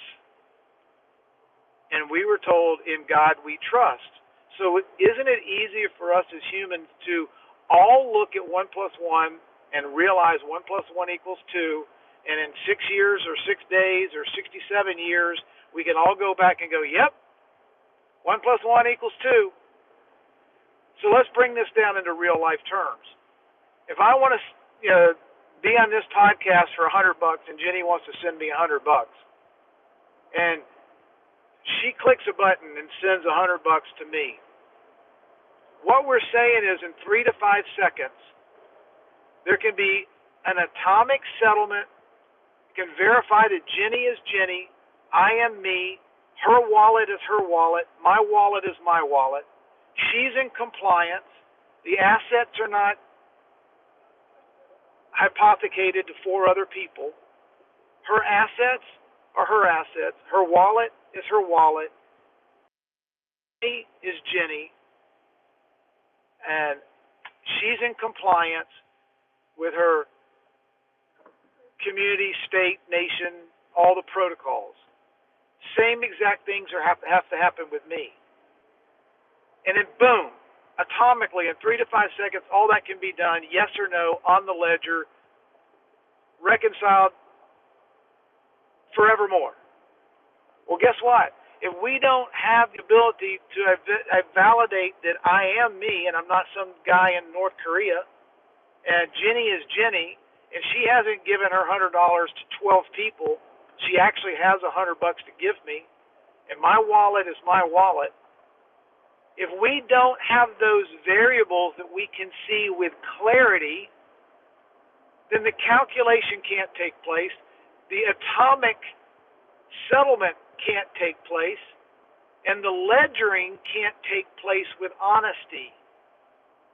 So if we are going to have an honest monetary system that allows interoperability between anyone to anyone, person to person, point to point, entity to entity, nation to nation in 3 to 5 seconds, you cannot do that without the clarity of all the variables in the mathematical equation being visible and provable, verifiable, and allow the transfer to take place without middlemen, without time delays, without third parties, without graft, without dilution, without perversion, and without there being 5 different sets of records.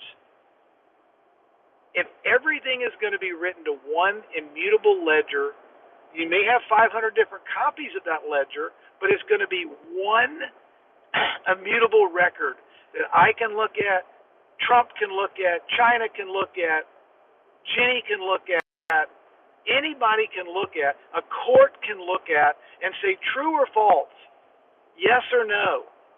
Did Jenny send me $100 or not? If a year from now I want to go back and try to sue Jenny and say, she screwed me. She had me on her show and she promised me $100 and she never paid me. Well, Your Honor, let's go to the videotape. What does the ledger say? Yep, looks like she paid you, Rob. You're lying. Next case. We cannot have that level of honesty in a monetary system or a value management system if we don't have clarity in your ID and clarity in my ID, clarity with my assets and clarity with your assets, clarity of the mathematical equation to be sworn to be true, to be ledgered on the public record, and then to be used at a later date to hold people accountable based on the record. So we either have full clarity or we don't have full clarity. And if we don't have full clarity, we're back into the trust me bro system instead of the clarity system. And those that are trying to tell us that anything having to do with asking for you verifying who you are is part of the beast system or proves Trump's in bed with the Rothschilds, they don't know what they're talking about. So I'll leave it at that. Thank you, Rob. And then, did you hear Sapphire what she had to say? Did you want to touch on that? Did you have a question for Sapphire for Rob, or were you just trying to let us know what was going on? No, I had a question for him regarding today, especially about birthright citizenship. Yeah. The fact that now they're saying on all these places that it looks like the majority is going to block President Trump on the birthright citizenship executive order. Do you truly believe, and I believe now for sure, 100%, our Supreme Court has been hijacked? Do you believe that? Of course, 100%. Look, if we're going back to a constitutional republic, that means we have to have been somewhere other than a constitutional republic. You can't go to a place that you already are. So if we're going back, we're getting our country back, and we're going to a constitutional republic, then by definition we have probably been a hijacked corporation owned and controlled by the Rothschilds and the City of London and the Federal Reserve System and all of these NGO, New World Order, distant control freaks that took over our nation, our land, our minds, hearts, and souls through propaganda and lies. So much of this is an exposure operation. So much of this is let Trump be Trump. And what does that mean? Expose everything. Expose all the lies. Expose all the corruption. Expose all the institutions. Now, let's reconcile those lies with the truth of what a constitutional republic ought to be, about what a nation ought to be. We all know you can be a third grader, or you can be in high school and understand that to be a nation, you have to A, have laws, and B, have borders. If you don't have borders and laws, you are not a nation. And those laws cannot just be whimsical, theoretical abstractions that change with the wind based on the party in control or the banking system that's in control. If you do, that's not a nation. So what you're putting your finger on is that he's showing these hijacked GOP and Democrat useful idiots and the Supreme Court, which is a hijacked group of useful idiots that many of, I believe, have frequented the island and the island boys and had all kinds of conflicts of interest, but we're supposed to just know if they were wearing a black robe, they're untouchable. What kind of propaganda bullshit is that? So your instincts are 100% correct. This whole thing of, well, if it's a birth rate, we call it this. If you close your left eye and stand on your right foot, then they can come in and vote and get, what is it? People in New York City get, illegal aliens in New York City getting paid more money than the average income of a New Yorker in their benefits. And it's just nothing but graft, perversion, and control cloaked in narratives that are designed to put the institution in front of the principle. It's just, and what Trump is doing is exposing this narcissistic bullshit for all of us to see and talk about it on spaces like this so we can say, wait a minute, we the people are the government. Who are these lying assholes?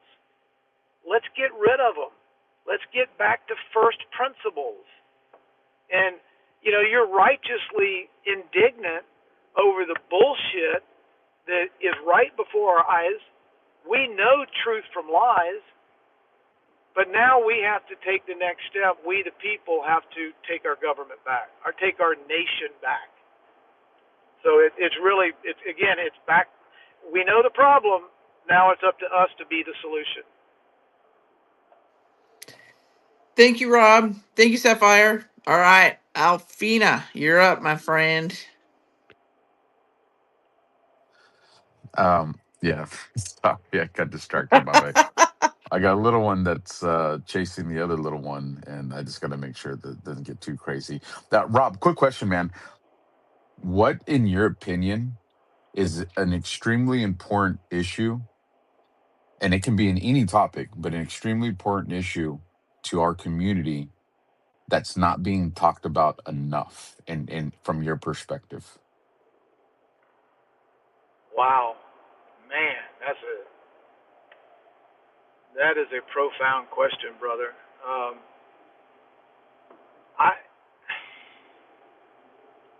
Why do we believe what we believe?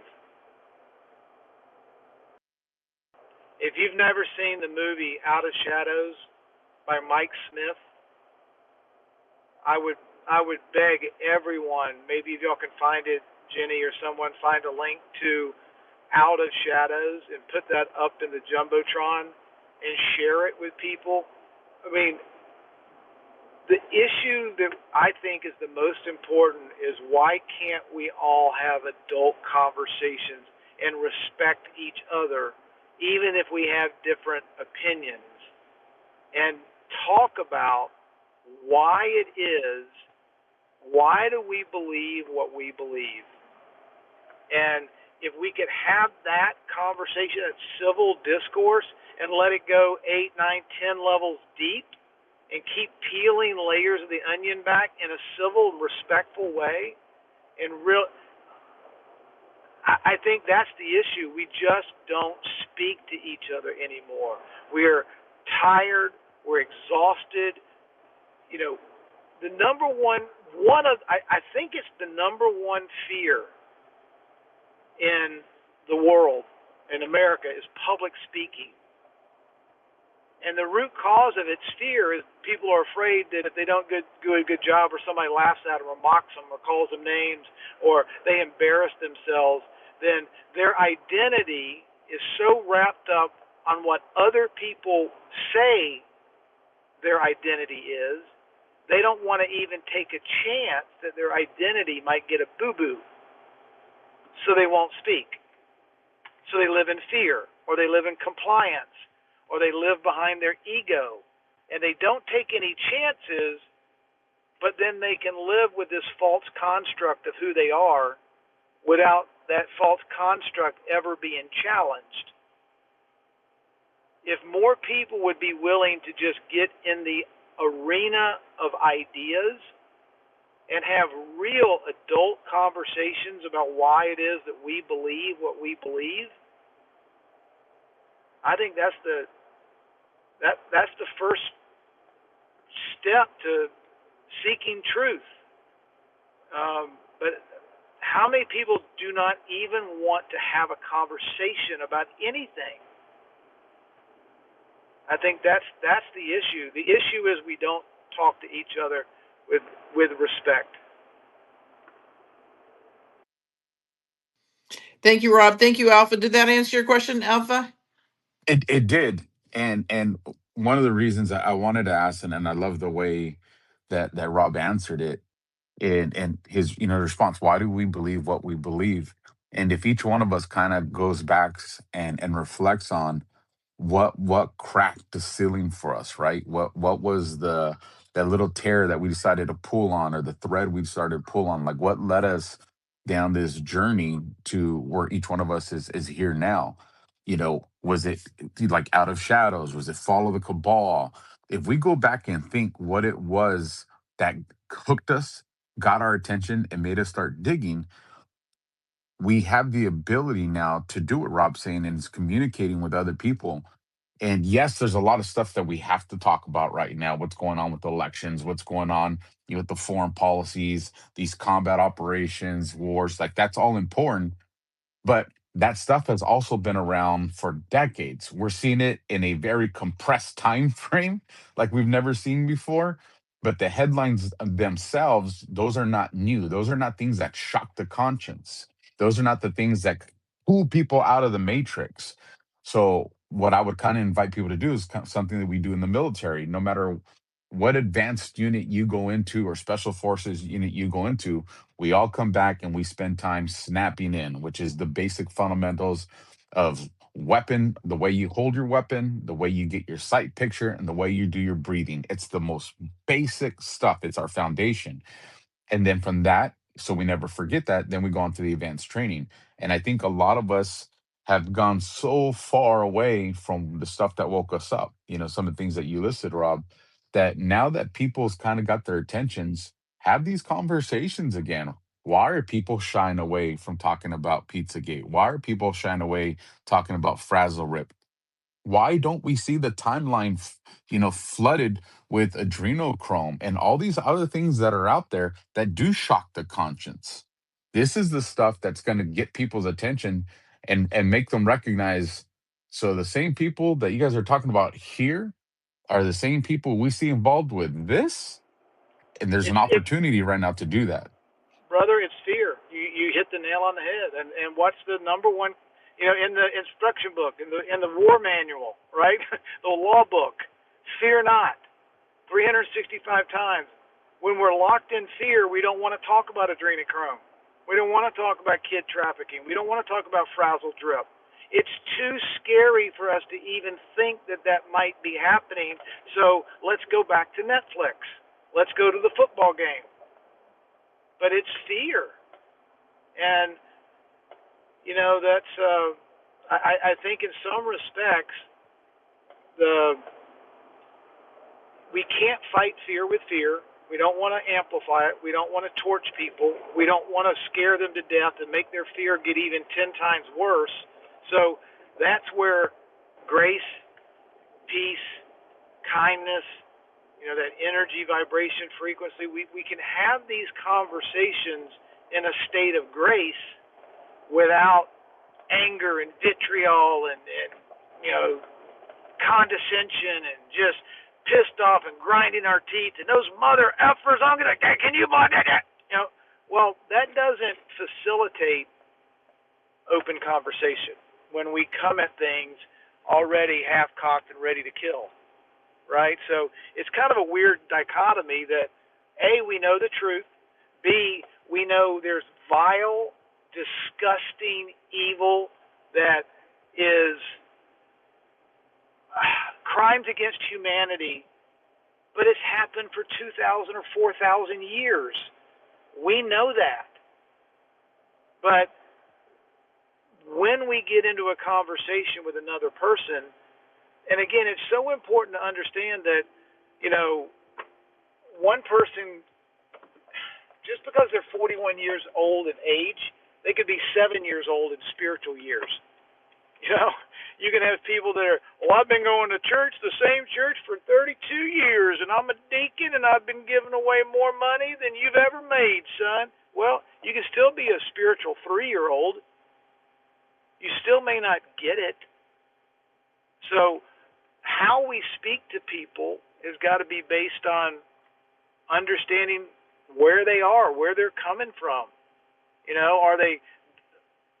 Do they have a good grasp and understanding of laws and principles, or are they just indoctrinated into the dogma of a religion?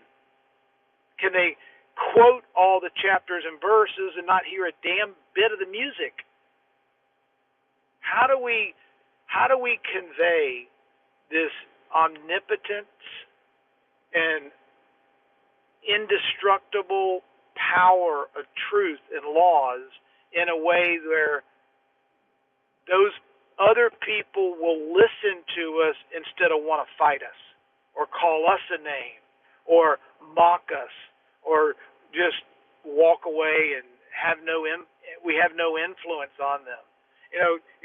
You brought up the military. I mean, we used to always have to, every single time we flew a sortie, the disciplines where you have to always, so you would plan, and then you would get together as a whether it's a 2-ship or 4-ship or just your own flight crew, whatever, you would brief, fly the mission, and debrief.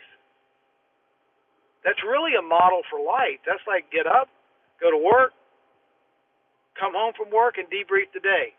You get up, you just talk, you huddle, what are we going to get done, what's the plan, what's the object.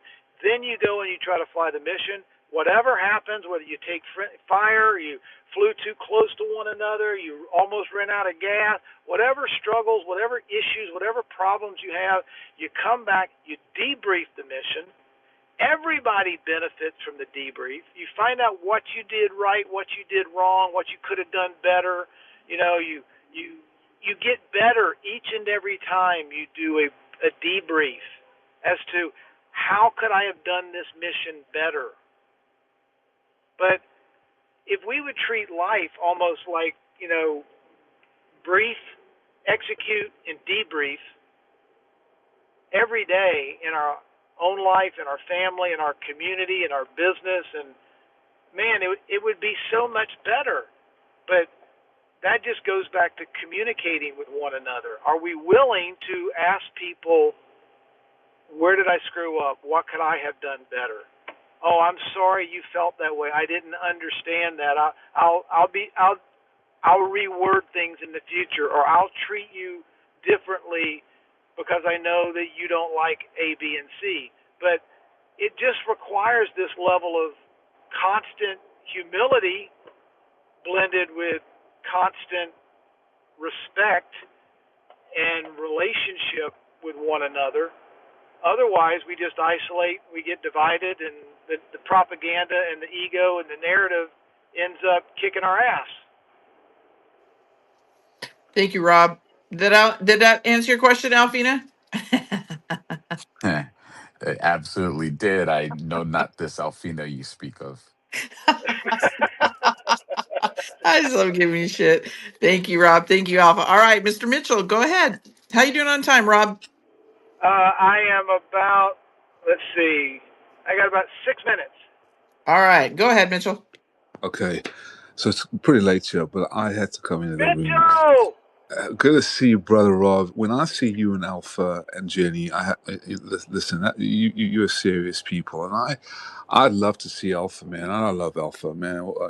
Listen, when you guys get together, it's great. And I saw your panel with John Michael Chambers and retired Lieutenant Colonel Ricardo Bossi, and retired Lieutenant Colonel Tom Lennox, who's great as well, and obviously retired Navy SEAL Michael Jacko, Air Force, and then obviously you, Rob, and Derek Johnson, not to mention Scott McKay, Street Fighter, and I know Alpha knows them very well as well, and I loved listening and hearing how you were sharing about the 10 days of disclosure, the military tribunals, everything that is coming to light. And Derek mentioned that, without a doubt, we are under a military governance. And it's just unbelievable to me, the lack of faith and fear and just the mass formation psychosis and brainwashing. And, unfortunately, they did do quite a job, the deep state, to manipulate and deceive the people and lead them to slaughter against the Q operations, biblically 17 gold fringe flags behind Trump in 2017 when he transferred the power, the judge advocate generals, the military intelligence servicemen. So anyway, all of this and how you broke down the architecture of the new financial system, which is quantum, new quantum initiative. You have the executive order 13772, 13885, everything that is going according to plan based on the laws and orders and the laws and principles endowed by a creator. So I'd love to see Alpha next time, man, with all these guys, because I saw it and I was like, guys, if you haven't seen it, even Alpha shows, man, on Rumble, they go really deep into the military operation. And when you have the likes of Rob and Alpha, and also Jenny's podcast and Rubber Duck, you had Rubber Duck the other night, as well as Michael Jacko and Derek Johnson laying out everything, and then Ricardo Bossi. It's phenomenal. You sit back and you say, this is it. This is the meat and potatoes. This is the heart of the nation. This is what the mainstream and all of these, unfortunately, so-called influencers do not get and will instinctively reject and then falsely vilify and accuse and defame the real patriots like you and Alpha. So I'm just so grateful to come in here, Brother Rob, to see you. Alpha, always a pleasure, brother. You both are godsends. Jenny, you're a godsend. The duty that God has given you in this time to awaken the people and really bridge the people into what is really going on and what has happened to us through Operation Gladio, how Alpha breaks that down. And that's into the shadows, as you said, with the deep state infiltrating and then turning the sovereign nations and the laws and orders against we the people, enslaving us and then sending us to slaughter, including our children and all the adrenochrome and everything that is going on. God sent you guys, people, the Anons and obviously Trump at that level and the generals and the admirals and everything, all the way down to we the people on the local and the county levels, to really stand with all our heart to resist this evil. And I love what Trump is doing with the birthright citizenship, the midterms, the primaries, the orders to clean out the voter rolls and expose the treason. Thus, looking forward to the military tribunals and the mass arrests and the rectification of our republic through common law. And, this is all going to be disclosed as well very shortly. So God bless you, Rob. God bless you, Alpha and Jenny, and all that. Thank you, Mitchell. Thank you. All Thank right, you, Rob. thank you, Mitchell, brother. I appreciate you, man. I love you. We've got two other hands. You can you take two other hands if they're Yes, quick? ma'am. Yes, ma'am. Yes, ma'am. Okay. All right. So let's go with health, wealth, and abundance, and then we'll go out with lone traveler. Go ahead, health. Yeah, I want to be fast. How you doing? How you doing, Miss Jen? Hey, Rob. How you doing? Hey, Hi, Health, health. man. Good to hear your voice, brother. Yeah, I've been listening to you the whole time in the background. I'm working out, of course. I just wanted to say what's up, brother. You definitely it's a wealth of knowledge. I just love to hear you, man. You know, my workout was soothing. What's up, Alpha? Rubber Duck, I see you down there. Yeah, just shouting you out, man. I don't want to take up too much time because I don't want to I just want to finish up anyway. So I just was coming to say hi to you before you leave out, brother. Brother, I always see you down there when I do. It's just, you don't even need to say anything. It's just cool to know you're there and your strong presence and who you are, what you stand for, and you are immovable in your faith. And if that's the gift I could ask everyone to have is find some immovable faith that's backed by reality and live it. Just stand in that immovable confidence of faith and laws and principles and stand no matter what. That is the coolest form in the world, man. You just represent that for me, brother. You know what you know, and you don't take shit from anybody. I love it. Thank you, Rob. Thank you, health. All right, lone traveler. Go ahead and close us out with your question. Thank you. Actually, I just have a opinion regarding what you guys are talking about. So basically, one of the very important things people didn't realize that we always think we have different opinions. We're fighting against each other. Actually, what really changed in the past 20 years, in America, I know the Congress, both sides are faking. They are working for the same boss. But the game was much nicer before, 20 years ago. They are debating with logic, with all this kind of things. But now they don't do that anymore. I realize people do not understand what really changed in this country. What really changed is that it's not different opinions. We actually hold on two different sets of the value today. So this is the greatest problem we're facing in this country, because these partisan groups that clashing the fundamental different values, they're not clashing the opinions anymore. So when this value diverge, people are basically, they are engaged in different, the dialogue is becoming it's not debating anymore. They're engaging in a conflict. They're engaging in the fighting. So our politicians, they're no longer debating, they're fighting. They are misleading their own followers into a fight of this value. We don't have this value that all Americans can hold on to anymore. That's the biggest problem. So anytime we start to debate, we're actually engaging in this greatest fight. The black fight the white, the LGBT fight with the straight people. So all these things is become fighting. We have to go back. We have to go back to the history, and we have to have set up this fundamental, the same value, set it up first.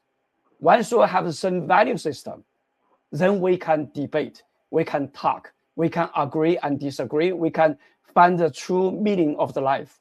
So I think if we don't fix this, we're going to get into more trouble, because from this point on, we are just fighting and fighting and fighting. We cannot fix this. Thank you. Thank you, lone traveler. Rob, did you want to have any last comments before you go? Yeah, no. Thank you for having me. I really appreciate it. Every guest this has been beautiful. I hope I didn't talk too much, but what he just said, lone traveler, is that, I mean, think about it. What's happened in the last 20 years? If you look at the advancement of communications, quantum computing, distributed ledger technology, just exposure. we're all getting to see more truth at a faster level, and that's creating this division between, we're all encoded. We, in our DNA, our soul DNA, we know what truth is. By design, we're made in the image and likeness and essence of our Creator. And so the more and more and more this hypocrisy, this disconnect, this imbalance or lack of our inability to reconcile the bullshit that's being fed us with what's inside us that cannot be destroyed, it's just gotten faster and faster and faster in the last 20 years, to the point where, you know, the weight of lies and deception can no longer be carried, and it collapses. This is just an undeniable conclusion to lie after lie after lie after deception after deception. I mean, it's the old parable. You cannot build your house on a foundation of sand, or it will collapse. And lies and division and deception and propaganda and bullshit is sand, and we are at the complete collapse of everything built on sand stage right now. Amen. Amen to that. And Rob, you know, you never talk too much. We love your information. Like I said, you are a calm to this storm in your, the voice. And I think a lot of people need that right now, as are many. We have Alpha up here that joins the show as well. So you guys are always a great wealth of information. You help my audience. I know that. So I want to say thank you, Rob, for being here. Thank you, all of the speakers. Amazing questions. And Rob, I'm trying to get him on as often as I can. It's typically been about once a month. I'm trying to see if, depending on his schedule, because, he's busy too, we can get him on a little bit more frequent. So how does that sound, Rob? I'll be happy to do as best I can. All right, sounds good. And everybody, come back over on my Telegram page in an hour. We've got a show with Warren Armour from PPN. He's going to be talking about his Vegas trip that he was up there with, I believe, Juan, when it comes to these mortgage bonds, and I believe the Treasury and Federal Reserve. So head on over there, guys. I will put up a post with the link. And with that, everybody, God bless you all. Have a great rest of your day. And thank you guys for being here. Take care, everybody. Thank you, Rob. Thank you, Alpha. Thank you, Health. Thank you, Take Back. Thank you, all of you, for being Thank here. you.